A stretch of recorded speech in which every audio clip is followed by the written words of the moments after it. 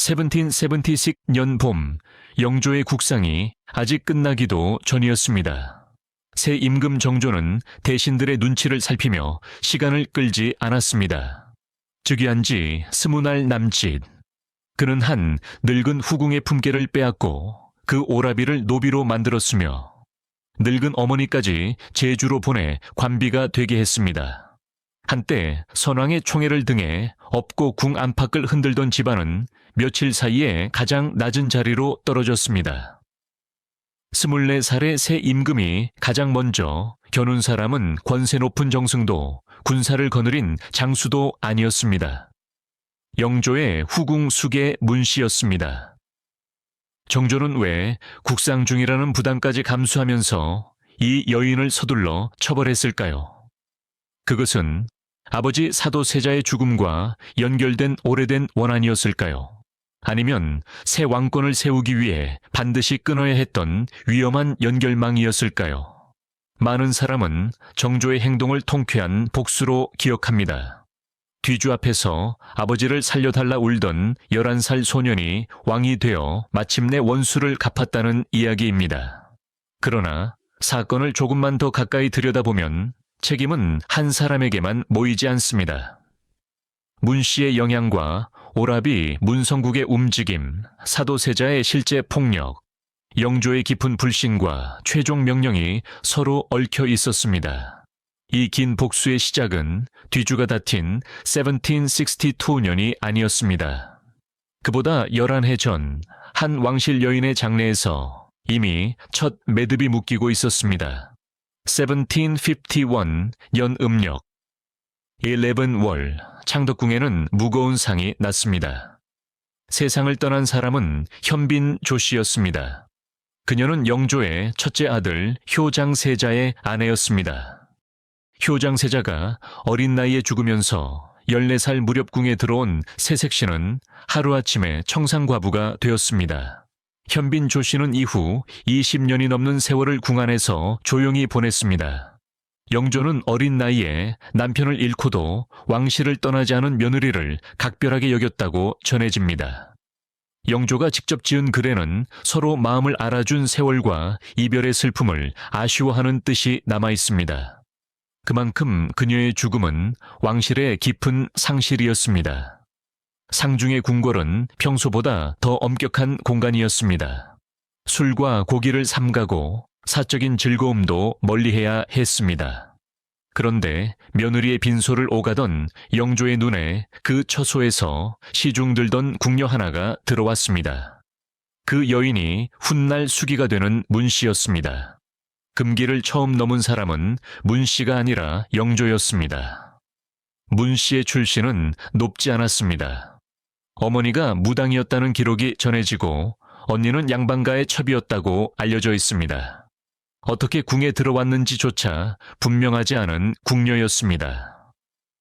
그런 여인에게 영조는 며느리의 상중에 승은을 내렸습니다. 조선의 예법을 누구보다 강조하던 임금이 스스로 예법의 경계를 무너뜨린 것입니다.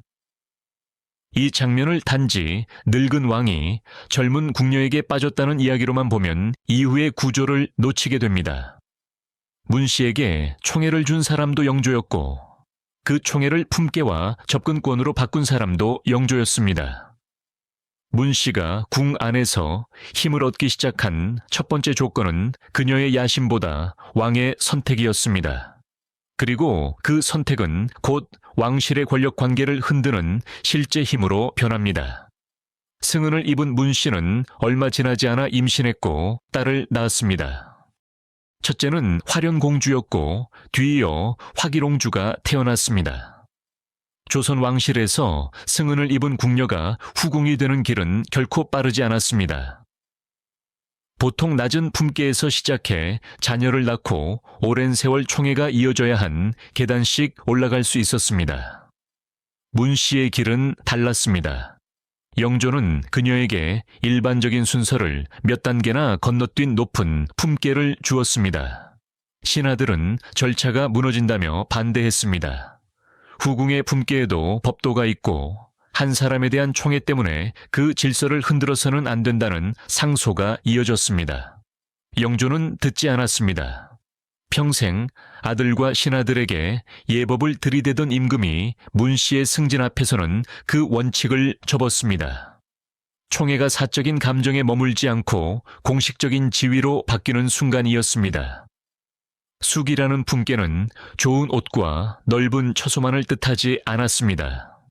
더 많은 궁인과 접촉하고 더 많은 소식을 듣고 임금에게 더 가까이 다가갈 수 있는 위치를 의미했습니다. 왕의 총애가 품계와 정보 접근권으로 바뀌는 순간 그 힘은 누구의 것이었을까요? 겉으로 보면 문씨의 권력이었습니다. 그러나 그 힘의 뿌리는 영조에게 있었습니다. 임금이 마음을 거두면 순식간에 사라질 수 있는 힘이었고 임금이 보호하는 동안에는 대신들도 함부로 건드리기 어려운 힘이었습니다. 문씨는 바로 그 불안정한 권력 위에서 살아야 했습니다. 그녀가 낳은 아이는 둘 다 딸이었습니다. 조선 왕실에서 후궁의 가장 강한 정치적 기반은 왕자를 낳는 일이었습니다. 자신의 아들이 왕위에 오를 가능성이 생기면 후궁은 미래의 대비가 될 수 있었습니다. 정작 문씨에게는 그 길이 없었습니다. 위에는 이미 사도세자가 있었습니다. 그는 영빈 이씨의 아들이었고 영조의 공식적인 후계자였습니다. 대리청정까지 맡으며 다음 임금으로 성장하고 있었습니다. 문씨가 아무리 총애를 받아도 사도세자가 왕이 되는 순간 그녀의 정치적 위치는 크게 약해질 가능성이 높았습니다. 그렇다면 문씨는 무엇을 지키려 했을까요? 원본은 두 가지 가능성을 제시합니다. 하나는 생존과 지위의 문제입니다. 영조가 죽고 사도세자가 즉위하면 아들도 없는 선왕의 후궁은 궁 한쪽으로 밀려나 조용히 늙어갈 수밖에 없습니다. 사도세자가 자신에게 적대적이라고 느꼈다면 문씨는 세자의 즉위를 자신의 몰락과 연결해 보았을 수 있습니다. 다른 해석은 더 적극적인 정치적 야심입니다. 자신이 낳은 아들이 없더라도 다른 왕자를 후원해 세자를 대신하게 만들고 그 왕자와의 관계를 통해 영향력을 유지하려 했다는 추정입니다. 하지만 이 설명은 확정된 계획으로 볼 수 없습니다. 어떤 왕자를 구체적으로 밀었는지, 실제로 후계 교체 계획을 세웠는지를 입증하는 자료가 충분하지 않습니다. 오히려 분명한 것은 문씨가 사도세자의 왕위 계승을 자신의 미래와 무관한 일로 보지 않았다는 점입니다. 세자가 왕이 되면 자신의 힘이 줄어들 수 있다는 두려움은 충분히 현실적이었습니다. 문씨가 처음부터 음모를 설계했는지보다 살아남기 위해 영조와 세자 사이의 균열을 이용했을 가능성에 주목하는 편이 더 조심스럽습니다. 그리고 그 균열은 문씨가 만들기 전부터 존재하고 있었습니다. 영조는 유난히 의심이 많은 임금으로 그려집니다. 그의 어머니는 궁중에서 낮은 신분으로 출발했고 왕위에 오르는 과정에서도 정통성 논란이 따라다녔습니다. 형 경종의 죽음을 둘러싼 독살설도 평생 그를 괴롭혔습니다. 사실 여부와 별개로 영조는 자신의 왕위가 끊임없이 의심받는다는 불안을 안고 살았습니다. 그런 임금에게 장성한 세자는 가장 가까운 후계자이면서 가장 가까운 잠재적 위협이었습니다. 아들이 신하들과 손잡고 자신을 밀어낼 수 있다는 공포가 영조의 마음 깊숙한 곳에 자리 잡았습니다. 사도세자의 작은 실수 하나도 왕권에 대한 도전으로 비칠 수 있었습니다. 문씨의 말이 힘을 가질 수 있었던 이유가 바로 여기에 있습니다. 그녀가 전한 정보가 모두 거짓이었기 때문이 아니라 영조가 이미 가장 두려워하던 방향으로 그 정보를 받아들일 준비가 되어 있었기 때문입니다. 세자가 누구를 만났다는 말은 음모로, 불평했다는 말은 반역의 의지로, 궁 밖을 나갔다는 사실은 왕을 무시한 도전으로 확대될 수 있었습니다. 누군가 귀에 독을 흘렸더라도 그 말을 믿고 아들을 죽인 결정까지 대신 내려준 것은 아니지 않을까요? 문 씨는 영조의 불안을 이용했을 수 있습니다. 그러나 그 불안을 키우고 최종 판단을 내린 사람은 영조였습니다. 문 씨를 모든 사건의 유일한 원흉으로 만들면 아버지가 아들에게 가한 오랜 압박과 뒤주를 선택한 왕의 책임이 흐려집니다. 이 이야기를 이해하려면 문 씨의 영향과 영조의 의지를 분리해서 보아야 합니다. 문 씨에게 궁 안에 지위가 있었다면 궁 밖에는 오라비 문성국이 있었습니다. 문성국은 본래 조정에서 이름을 날리던 관료도 강한 가문을 등에 업은 사대부도 아니었습니다. 여동생이 영조의 총애를 받기 전까지 그에게 특별한 정치적 기반은 거의 없었습니다. 문 씨가 수기로 올라선 뒤에는 그의 삶도 달라지기 시작했습니다. 후궁의 친정 오라비가 궁을 드나드는 일 자체는 드문 일이 아니었습니다. 가족을 만난다는 명분이 있었기 때문입니다. 문제는 그 출입이 가족 방문을 넘어 정보와 청탁의 통로로 바뀌었느냐는 점입니다. 정조 즉위 뒤 문성국의 재산과 행적이 문제된 사실은 그가 여동생의 지위를 이용해 큰 이익을 얻었다는 의심을 강하게 만들었습니다. 기록에는 문성국의 집과 재물이 왕공에 견줄 만큼 커졌다는 비판이 나타납니다. 관직도 뚜렷한 기반도 없던 사람이 어떻게 그렇게 많은 재산을 모았을까요? 궁 안에 있는 여동생과 연결되고 싶어 하는 사람들이 그에게 접근했을 가능성은 충분합니다. 승진을 바라는 관리, 궁중 소식을 알고 싶은 대신 왕의 마음에 자신의 말을 전달하고 싶은 사람에게 문성국은 매력적인 통로였을 것입니다. 궁 안의 문 씨와 궁 밖의 문성국 사이에는 자연스럽게 정보가 오갔을 것입니다. 세자궁에서 일어난 일, 어떤 신하가 세자를 찾아갔는지, 사도 세자가 무슨 말을 했는지, 같은 소식이 문성국을 거쳐 문 씨에게 들어가고 다시 영조에게 전달되었다는 서사가 여기서 만들어집니다. 애는 궁 안의 일이 빠르게 문 씨 쪽으로 흘러갔다는 취지의 기억이 남아 있습니다. 해경궁 홍 씨의 시선에서 문 씨는 세자궁을 감시하고 영조에게 불리한 말을 전하는 인물이었습니다. 다만 이 대목에서는 한 가지 경계를 분명히 해야 합니다. 정보가 전달되었다는 사실과 전달된 내용이 모두 거짓이었다는 주장은 같은 것이 아닙니다. 원본은 문 씨가 밤낮으로 세자를 참수했다고 강조하지만 구체적으로 어떤 사건을 완전히 꾸며냈는지는 충분히 제시하지 못합니다. 바로 이 점이 시청자들의 강한 반론으로 남았습니다. 문제는 정보가 흘러나간 것보다 그 정보가 어떤 의미로 바뀌어 영조에게 도착했는가였습니다. 사도 세자가 궁인을 해쳤다는 보고가 사실이라면 그것은 반드시 다뤄져야 할 심각한 문제였습니다. 그러나 그 행동을 곧바로 영조를 죽이려는 반역의 증거로 연결한다면 이야기는 달라집니다. 세자가 몰래 궁을 나갔다는 사실과 신하들을 모아 왕위를 빼앗으려 했다는 해석도 같은 것이 아닙니다. 사실 위에 두려움과 의도가 덧붙는 순간 보고는 정치적 무기가 됩니다.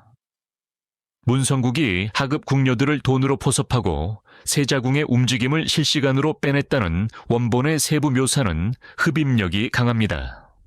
다만 모든 과정이 확인된 문서로 남아있는 것은 아닙니다.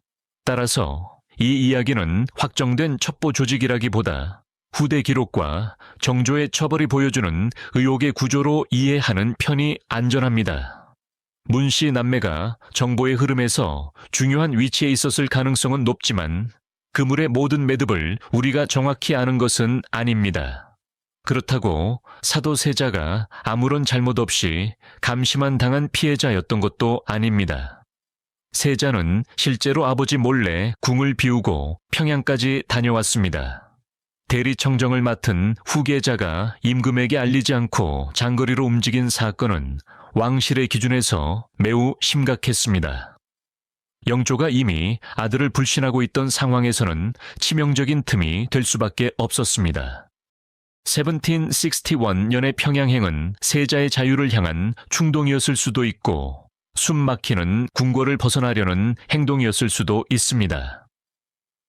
정치적으로는 변명하기 어려운 일이었습니다. 그 소식이 어떤 경로로 영주에게 들어갔는지는 단정하기 어렵지만 원본은 문성국과 문씨의 통로를 핵심으로 봅니다. 중요한 것은 그 사건이 영주의 의심을 실제 행동으로 확인해주는 재료가 되었다는 점입니다. 사실을 전달하는 것과 그 사실을 반역의 증거로 바꾸는 것 사이에는 얼마나 큰 거리가 있었을까요? 사도 세자는 자신이 감시받고 있다는 사실을 느꼈을 가능성이 큽니다. 세자궁의 이야기가 밖으로 새고 자신이 한 행동이 빠르게 영조의 귀에 들어가는 상황을 모르기 어려웠을 것입니다. 정작 문씨를 직접 처벌하거나 정보망을 끊는 일은 쉽지 않았습니다. 문씨를 건드리는 것은 곧 영조의 총애와 판단을 정면으로 공격하는 일이었기 때문입니다. 세자는 그물 안에 갇혀 있었습니다. 다만 그 그물은 문씨 남매가 홀로 만든 것이 아니었습니다. 영조의 총애가 그물의 힘을 만들었고 세자의 실제 행동이 그물에 걸릴 매듭을 제공했으며 궁중의 공포와 경쟁이 그물을 더 촘촘하게 만들었습니다. 그리고 그 모든 것을 잠시 막아주는 마지막 방패가 궁 안에 남아 있었습니다. 그 마지막 방패는 정선광후였습니다. 정선광후는 영조의 정실 왕비였지만 친아들을 낳지 못했습니다. 대신 영빈 이씨가 낳은 사도세자를 왕실의 아들로 품었습니다. 조선의 법도와 궁중의 질서 안에서 사도세자에게 정선광후는 이름뿐인 어머니가 아니었습니다. 후궁이 아무리 임금의 총애를 받아도 정실 왕비 앞에서는 아래에 있어야 했습니다. 문씨가 수기의 품계에 오르고 영조의 마음을 얻었어도 정선광후의 명령을 거스를 수는 없었습니다. 왕비가 부르면 나아가야 했고 꾸짖으면 벌을 받아야 했습니다. 이 절대적인 서열은 문씨의 힘이 어디까지나 영조의 총애 안에서만 작동한다는 사실을 보여주었습니다. 애는 정선광후가 문씨를 불러 직접 꾸짖고 매를 들었다는 이야기가 전해집니다. 왕비가 후궁의 종아리를 쳤다는 장면은 매우 강렬합니다. 해경궁 홍씨는 이를 문씨가 세자궁을 흔들고 세자에게 불리한 말을 전한 데 대한 왕비의 분노로 기억했습니다. 문씨가 울며 잘못을 빌었다는 내용도 함께 전해집니다. 그러나 이 장면을 문씨의 모든 죄가 객관적으로 확정되었다는 증거로 사용할 수는 없습니다. 은 사도세자의 아내이자 정조의 어머니가 남긴 기록입니다. 그 안에는 당사자의 경험과 감정, 왕실을 지켜야 했던 정치적 판단이 함께 담겨 있습니다. 그럼에도 정선광후가 사도세자를 보호하는 중요한 존재였다는 점은 분명하게 드러납니다. 문씨가 두려워한 것은 세자가 아니라 세자를 아들로 품은 왕비의 권위였습니다. 정선광후가 살아있는 동안 영조도 세자를 함부로 다루기 어려웠다고 해경궁 홍씨는 회고합니다. 왕비는 세자와 영조 사이에서 완충 역할을 했고 문씨의 영향력이 곧바로 세자에게 닿지 못하게 막았습니다. 사도세자의 행동을 무조건 옹호했다기보다 아버지의 분노가 파국으로 치닫지 않도록 붙잡아주는 사람이었습니다. 그 보호가 세자의 모든 행동이 무죄였다는 뜻은 아닙니다. 사랑하는 아들이 병들고 잘못을 저질러도 어머니는 그를 보호하려 할 수 있습니다. 정선광후가 세자를 감쌌다는 사실은 세자가 완전히 정상적이었다는 증거가 아니라 적어도 누군가 그의 편에서 영조의 분노를 늦추고 있었다는 뜻에 가깝습니다. 정선광후는 이미 나이가 많았습니다. 문씨는 상대적으로 젊었고 영조의 총애는 계속되었습니다. 세자를 둘러싼 균형은 한 사람의 생명에 지나치게 의존하고 있었습니다. 그리고 1757년 토월 정선광후가 세상을 떠났습니다. 방패가 사라졌습니다. 사도세자에게는 어머니를 잃은 일이었고 영조와의 갈등을 중재해줄 마지막 왕실 어른이 사라진 일이기도 했습니다. 문 씨에게는 자신을 제어할 수 있던 가장 높은 권위가 없어진 순간이었습니다. 그날 문 씨가 어떤 감정을 느꼈는지는 기록되지 않았습니다. 다만 이후 궁궐의 균형이 빠르게 무너졌다는 사실은 남아 있습니다. 정선 광후가 죽은 뒤 사도 세자의 상태는 더욱 악화되었습니다. 그는 어린 시절부터 영조의 과도한 기대와 질책에 시달렸습니다. 아버지 앞에서 옷을 제대로 입지 못하는 의대증을 보였고 불안과 공포가 점점 심해졌습니다. 영조의 꾸지람이 강해질수록 세자는 더 무너졌고 세자의 행동이 불안정해질수록 영조는 더 강하게 몰아붙였습니다. 그러나 사도 세자는 고통받는 아들이기만 했던 것이 아닙니다. 애는 그가 발작적으로 궁인과 내관을 해치고 주변 사람들을 공포에 빠뜨렸다는 기록이 나타납니다. 피해자의 수에 대해서는 기록의 성격과 과장 가능성을 함께 살펴야 하지만 실제로 폭력이 반복되었다는 점 자체를 가볍게 볼 수는 없습니다. 왕실의 비극에 집중하는 동안 이름 없이 죽거나 다친 낮은 신분의 사람들은 쉽게 잊힙니다. 아버지에게 학대받은 아들이었다는 사실이 그가 다른 사람에게 가한 폭력까지 용서해 줄 수 있을까요? 사도 세자의 병은 설명이 될 수 있지만 면죄부가 될 수는 없습니다. 그는 영조의 압박으로 깊이 병들었고 동시에 자신보다 약한 사람들에게 공포를 돌려주었습니다. 이 두 사실은 함께 존재합니다.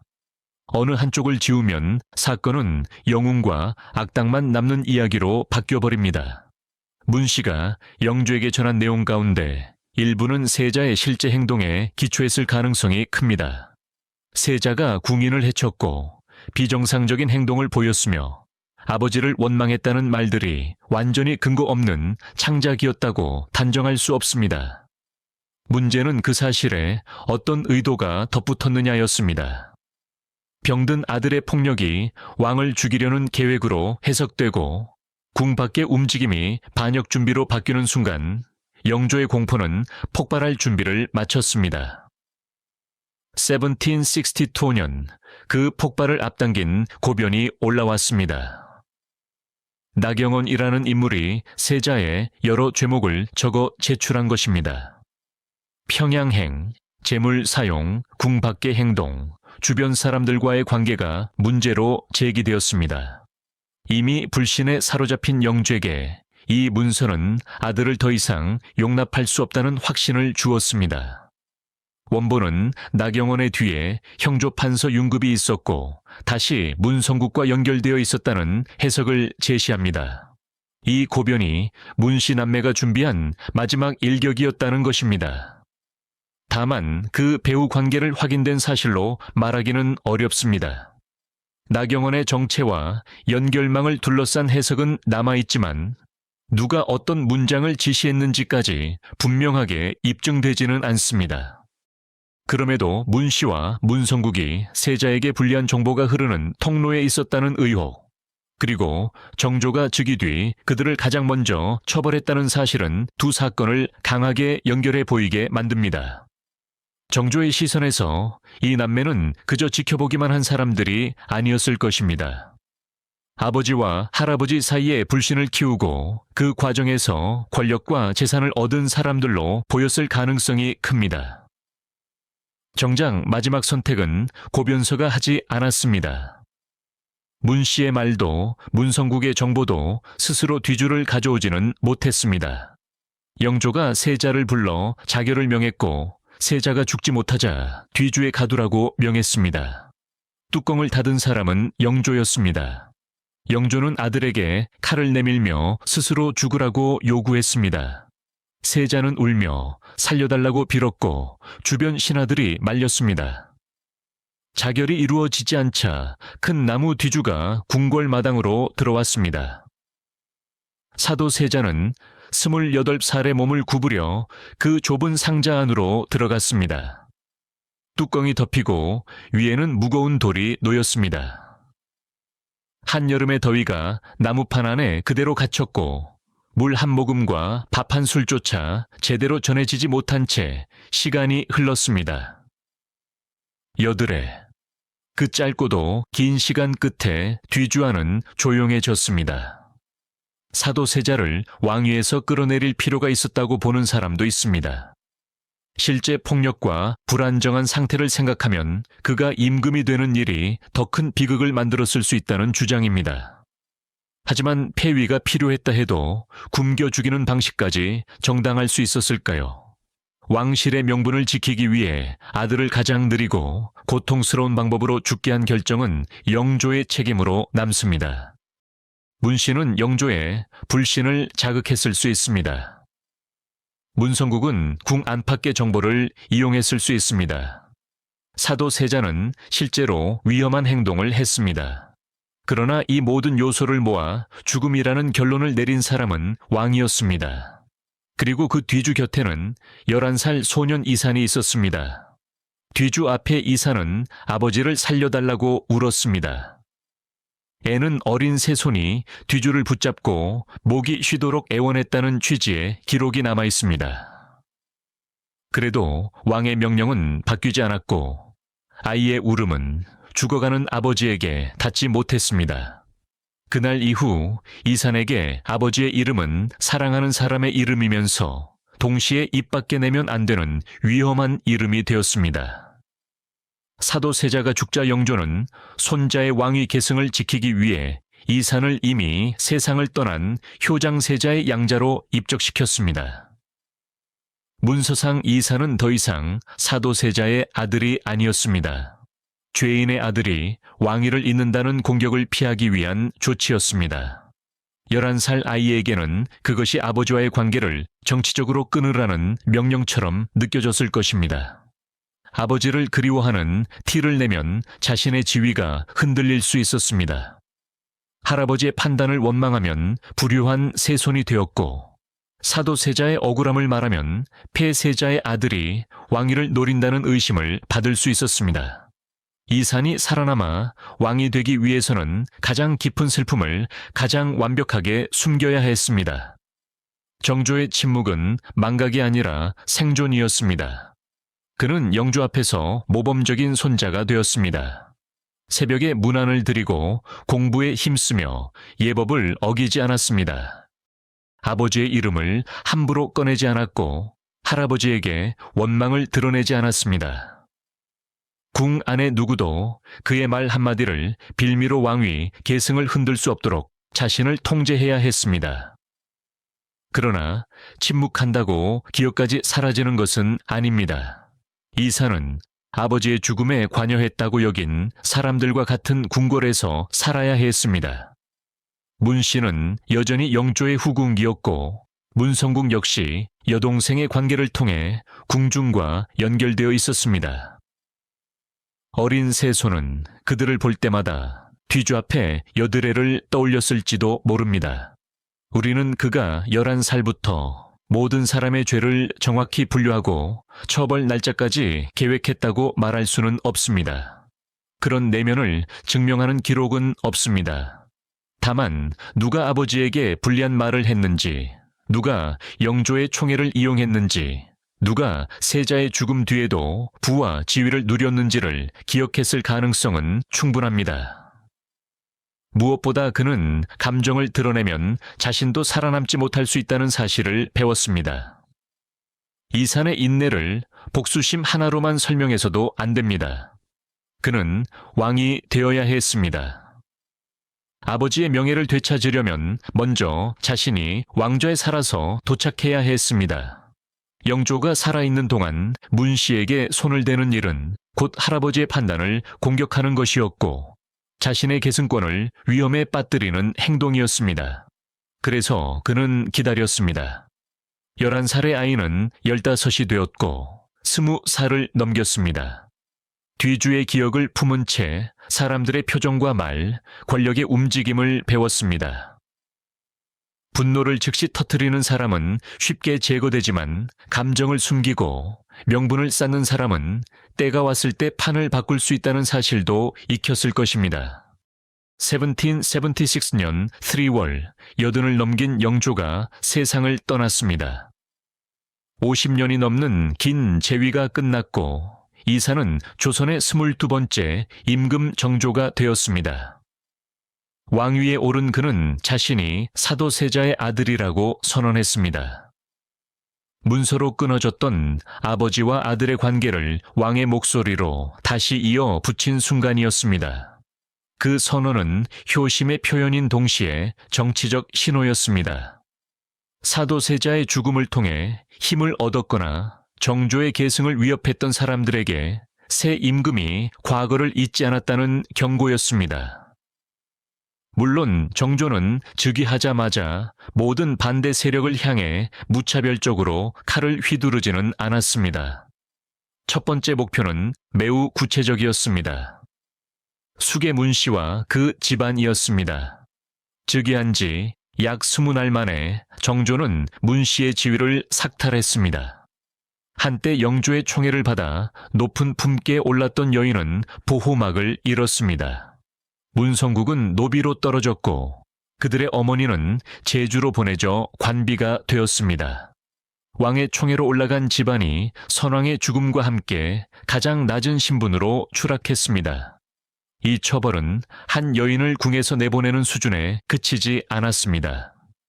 정조는 문씨 개인의 지위뿐 아니라 그 힘이 흘러들어간 가족과 연결망 전체를 해체하려 했습니다. 오라비의 재산과 관계가 조사되었고 그가 어떻게 부를 쌓았는지, 누구와 연결되었는지가 문제되었습니다. 문씨, 남매를 통해 궁과 조정을 오가던 통로를 끊는 일이었습니다. 정조는 원수를 갚은 것일까요? 아니면 새 왕권을 세우기 위해 가장 위험한 연결망부터 끊은 것일까요? 아마 두 가지가 겹쳐 있었을 것입니다. 정조에게 문씨는 아버지를 죽음으로 몰고 간 참소의 상징이었고 문성국은 그 정보를 궁 밖의 이익과 연결한 인물로 보였을 것입니다. 동시에 선왕의 사적인 총애에 기대어 성장한 세력을 그대로 두는 것은 새 임금의 권위에도 위험했습니다. 개인적 원한과 정치적 청산이 같은 방향을 향했습니다. 정조의 처벌이 시청자에게 강한 카타르시스를 주는 이유는 분명합니다.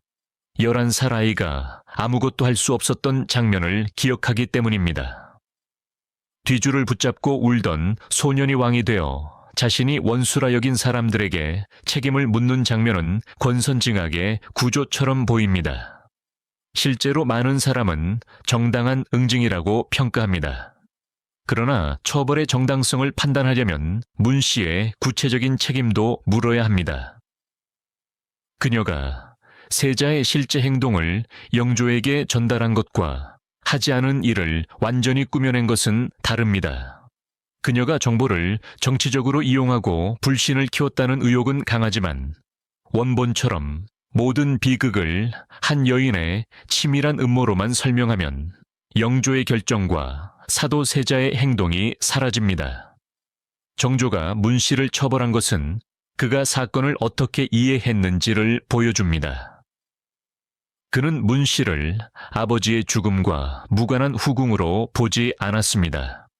오랜 세월 영조의 귀 가까이에서 세자에게 불리한 말을 전하고 그 과정에서 친정이 부와 힘을 얻은 인물로 판단했습니다. 왕이 된 정조에게 그 책임은 사라진 과거가 아니었습니다. 문씨에 대한 처분은 이후 더 무거워졌고 결국 그녀는 죽음을 맞았습니다. 문성국 역시 재산과 신분을 잃고 처벌되었습니다. 다만 그들이 사도세자와 똑같은 방식으로 천천히 죽었다거나 문씨가 사약을 받으며 특정한 말을 남겼다는 극적인 세부는 확인하기 어렵습니다. 복수의 대칭을 완성하기 위해 기록이 없는 장면을 만들어낼 필요는 없습니다. 확실한 사실만으로도 충분히 강합니다. 영조가 살아있을 때 누구도 쉽게 건드리지 못했던 후궁과 그 오라비가 정조 즉위 직후 가장 먼저 무너졌습니다. 14해 동안 침묵했던 사람이 권력을 얻자마자 미뤄두었던 판단을 실행한 것입니다. 그 속도는 정조가 이 문제를 즉위 뒤 처음 알게 된 것이 아님을 보여줍니다. 사실 문씨 남매의 처벌이 끝이라고 생각하면 정조의 첫 정치를 오해하게 됩니다. 정조는 이어 사도세자의 죽음과 자신의 왕위 계승을 둘러싼 다른 인물들에게도 책임을 물었습니다. 홍인한과 정우겸처럼 정조를 위협하거나 사도세자의 처분을 둘러싼 정치에서 중요한 역할을 했다고 여겨진 사람들도 차례로 제거되거나 유배되었습니다. 그렇다고 정조가 노론 전체를 한꺼번에 쓸어버린 것은 아닙니다. 그는 필요한 인물과 세력을 구분해 처벌했습니다. 자신의 왕권을 인정하고 새 질서에 협조할 사람까지 모두 적으로 돌리는 방식은 피했습니다. 복수의 감정이 있었더라도 통치의 계산이 함께 작동했습니다. 정조에게 복수와 왕권 강화는 서로 분리된 일이 아니었습니다. 아버지의 죽음에 책임이 있다고 본 사람들을 제거하는 것은 개인적 원한을 푸는 동시에 새 임금의 정통성을 세우는 일이었습니다. 사도세자의 아들이 왕이 되었다는 선언은 과거의 회복이면서 현재 권력의 선언이었습니다. 누구도 다시 그의 출신과 계승권을 흔들 수 없게 만드는 정치였습니다. 다른 왕이었다면 더 큰 피바람을 일으켰을 것이라는 평가도 있습니다. 정조가 특정 대상만 골라 처벌했다는 점에서 절제된 청산으로 보는 시각입니다. 반대로 새 시대를 열어야 할 이 임금이 가족의 원한에 너무 많은 정치적 에너지를 썼다는 비판도 가능합니다. 정당한 책임 추궁과 개인적 복수의 경계는 어디까지였을까요? 정조 자신에게 그 경계는 분명하지 않았을 것입니다. 왕은 한 개인이면서 국가의 제도였습니다. 아버지의 원수를 처벌하는 아들과 왕권을 위협한 세력을 제거하는 임금이 같은 몸 안에 있었습니다. 한쪽만 떼어내 그의 행동을 설명하기는 어렵습니다. 그리고 처벌이 끝났다고 아버지의 죽음이 끝난 것도 아니었습니다. 정조가 왜 20날을 넘기지 않고 움직였는지도 중요합니다. 새 임금이 즉위한 직후는 권력이 가장 불안정한 시기였습니다. 선왕을 따르던 사람들은 아직 자리를 지키고 있었고 새 임금의 명령이 어디까지 미칠지 모두가 눈치를 보고 있었습니다. 정조가 문씨와 문성국을 그대로 두었다면 영조의 사적 총애를 통해 형성된 관계망이 다시 움직일 가능성도 있었습니다. 국상이 끝날 때까지 기다리는 편이 예법에는 더 맞았을 수 있습니다. 그러나 정치에서는 기다림이 상대에게 준비할 시간을 주기도 합니다. 정조는 아버지의 원한을 갚는 감정뿐 아니라 자신의 즉위를 흔들 수 있는 세력이 재정비되기 전에 먼저 손을 써야 한다고 판단했을 가능성이 큽니다.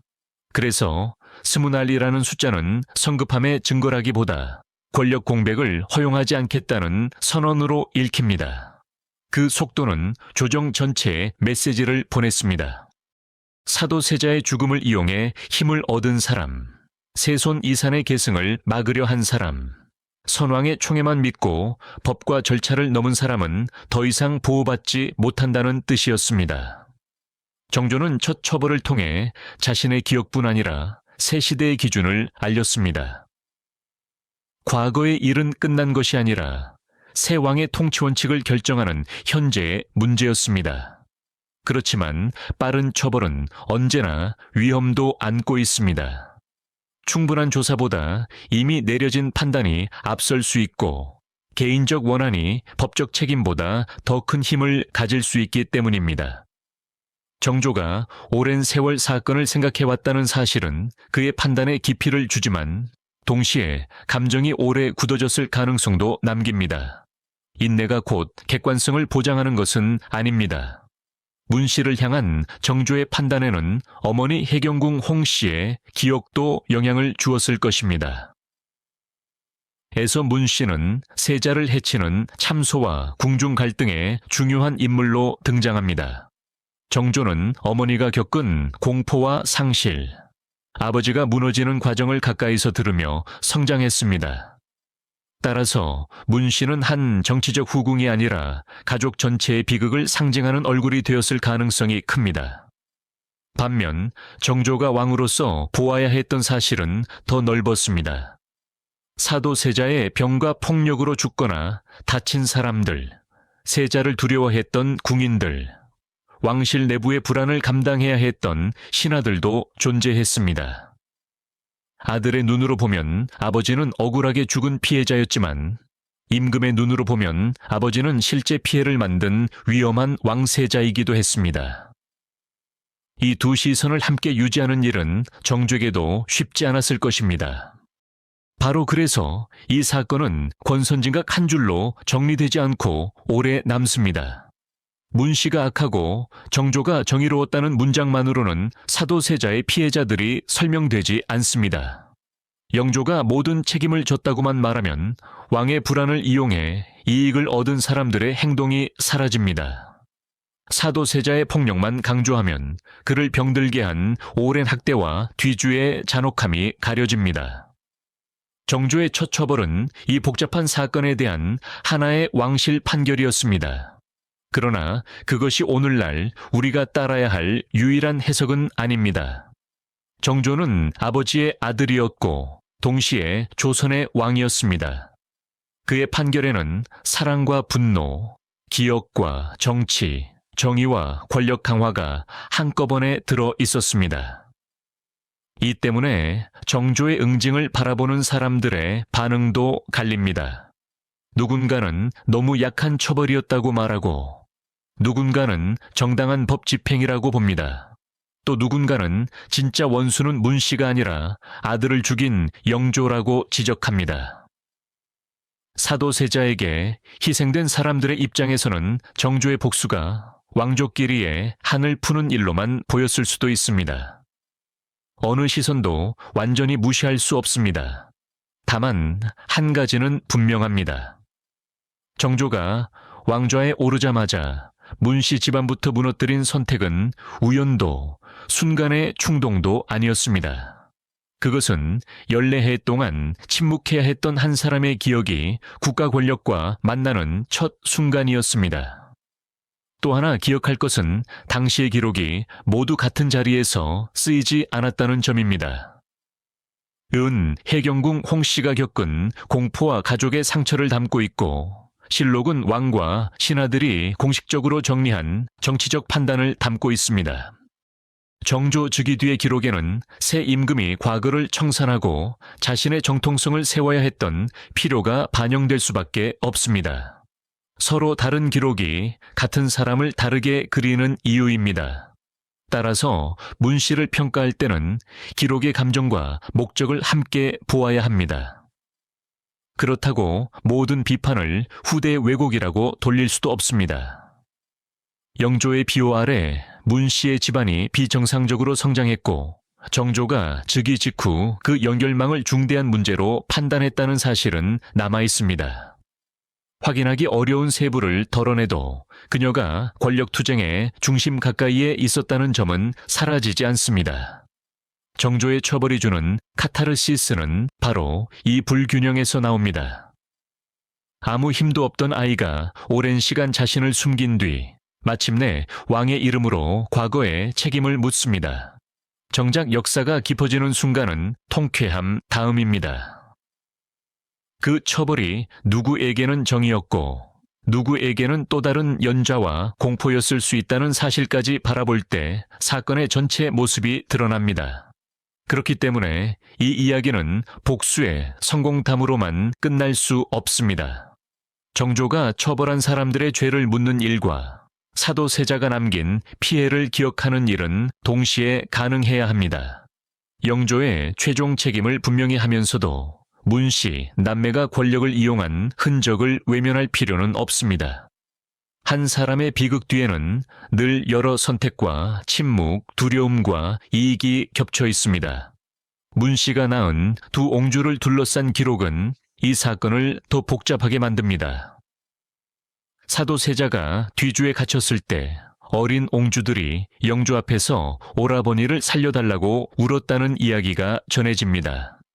어머니가 세자에게 적대적이었다고 여겨지는 상황에서 그 딸들은 오히려 세자를 위해 애원한 것입니다.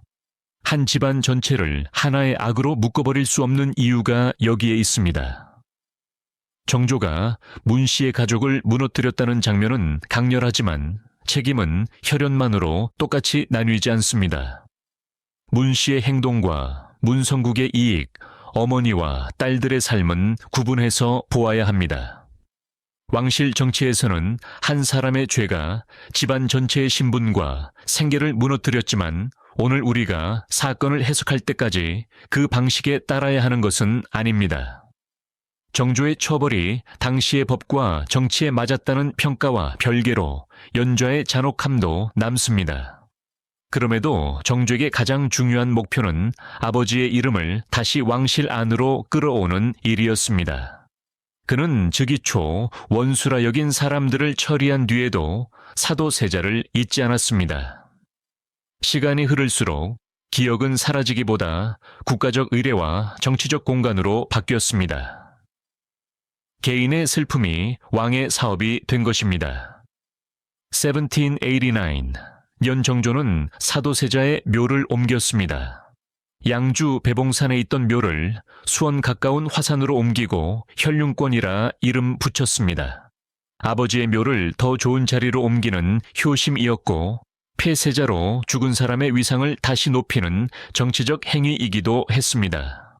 사도세자를 직접 왕으로 추존하지 못하더라도 왕의 아버지에 걸맞은 존엄을 되찾게 하려는 뜻이 담겼습니다.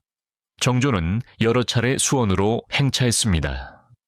왕의 행차는 개인적인 성묘 여행이 아니었습니다.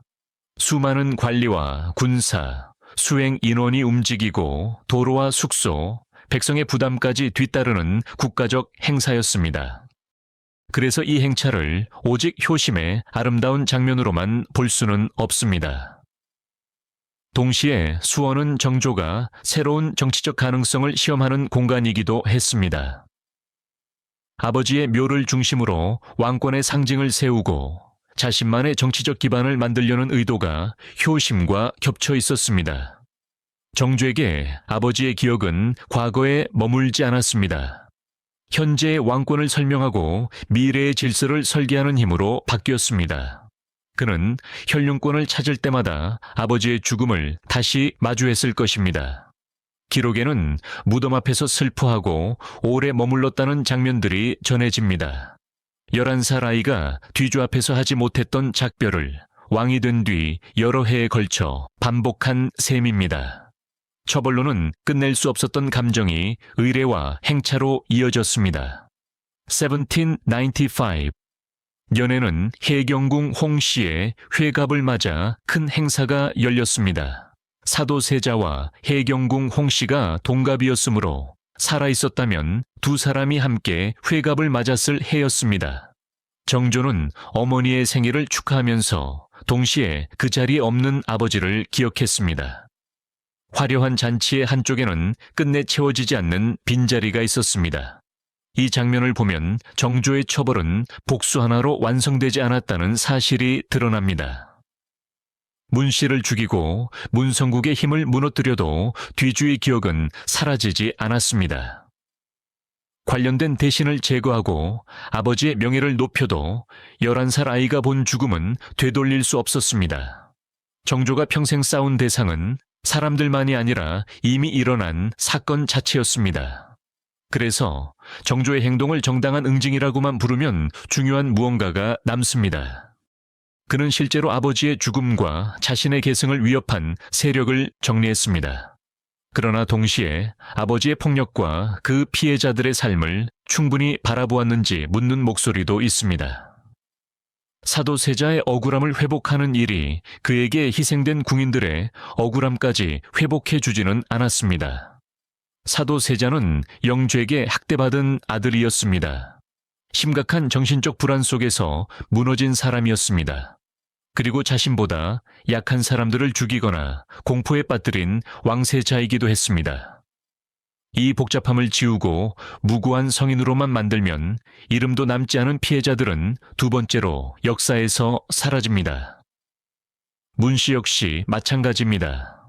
영조의 귀 가까이에서 세자에게 불리한 정보를 전하고 자신의 집안이 이익을 얻도록 했다는 비판을 피하기 어렵습니다. 그러나 그녀가 사도세자가 하지 않은 모든 일을 꾸며냈고 혼자서 뒤주 사건 전체를 설계했다는 확실한 증거는 부족합니다.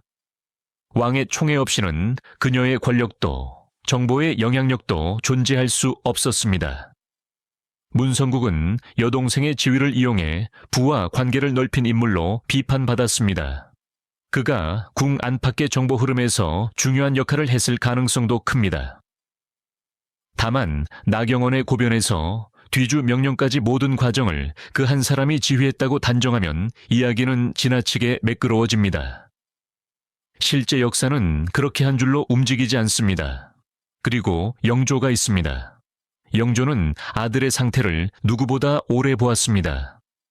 세자의 병과 폭력, 자신의 압박이 만들어낸 악순환도 알고 있었을 것입니다. 여러 사람의 말이 그의 의심을 자극했더라도 자결을 명하고 뒤주에 가두는 선택은 왕이 직접 내렸습니다. 사도세자의 진짜 원수를 한 사람만 골라야 한다면 최종 권한과 책임을 가진 영조를 빼놓을 수 없습니다. 그렇다고 모든 책임을 영조 한 사람에게만 돌리면 또 다른 구조가 사라집니다.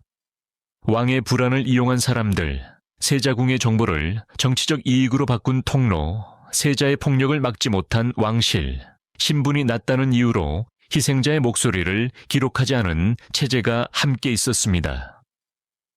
뒤주는 한 번의 명령으로 다쳤지만 그 명령에 이르는 길은 오랜 세월 여러 사람의 선택으로 만들어졌습니다. 정조가 즉위하자마자 문 씨부터 처벌한 이유도 이 구조 안에서 이해할 수 있습니다. 문 씨는 정조에게 가장 가까운 원수의 얼굴이었습니다. 영조는 이미 죽었고 사도세자의 병과 폭력을 처벌할 수도 없었습니다. 살아남아 있던 문 씨와 문성국은 아버지의 죽음에 책임을 물을 수 있는 구체적인 대상이었습니다. 동시에 그들은 새 왕이 끊어야 할 선왕시대의 사적 권력망이었습니다. 정조의 첫 칼은 과거를 향했지만 그 칼로 현재의 왕권을 정리하고 있었습니다.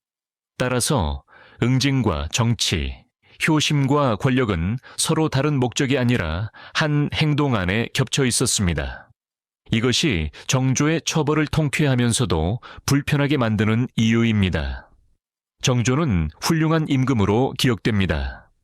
많은 사람은 그가 조금만 더 오래 살았다면 조선의 역사가 달라졌을 것이라고 아쉬워합니다.